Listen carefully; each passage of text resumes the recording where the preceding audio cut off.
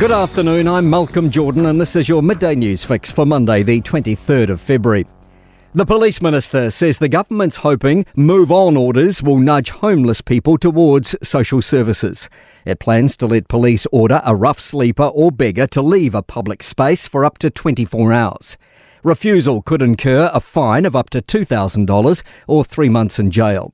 Mark Mitchell told Kerry Woodham the country should not just accept it's okay for people to live on the streets. One of the ways to address it is you have to have legislation that will support action to sometimes get these people to engage with services because they'll refuse to.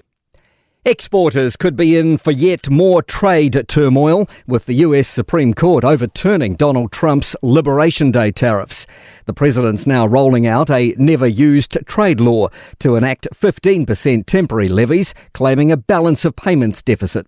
Prime Minister Chris Luxon says it's a fluid situation based on a series of social media posts. He expects little change for our exporters, who mostly face 15% rates. Beef and horticulture and kiwi fruit, which got the concession, as you know, is about 30% of our trade into the US, is actually still exempt from that, as I understood it.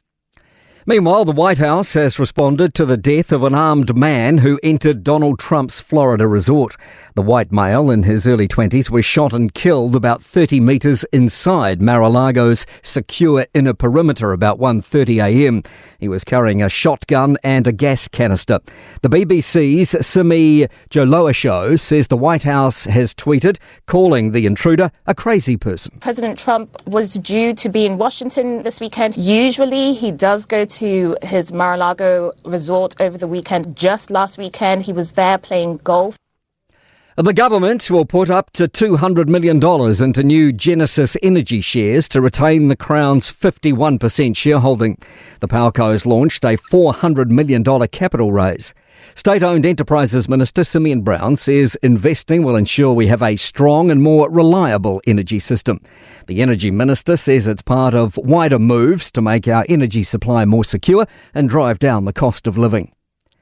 New rules for early childhood education come into force today.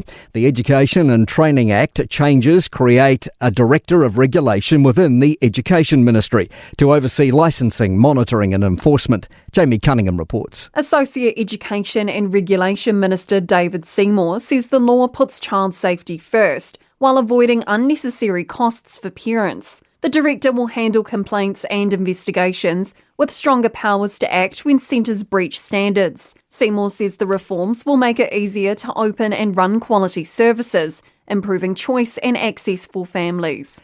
Gore's famous trout has reeled in a brand new name, with a third of voters at the weekend's On the Fly festival hooked by the name Trevor. Runner-up options included Trixie, Scout, Gordon and Finn.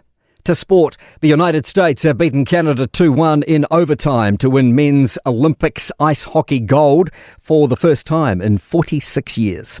Premier League football leaders Arsenal have held their 5-point buffer over Man City by defeating Tottenham 4-1. Giancarlo Italiano's assistant Kelly Guimaraes has also exited the Wellington Phoenix after less than a year in the role, and pole vaulter Imagineris has continued the best form of her career, clearing a personal best of 4.76 metres at a meet in France. I'm Malcolm Jordan. That's your latest news fix. We'll be back with the next update at 5 p.m. from the Newstalk ZB newsroom.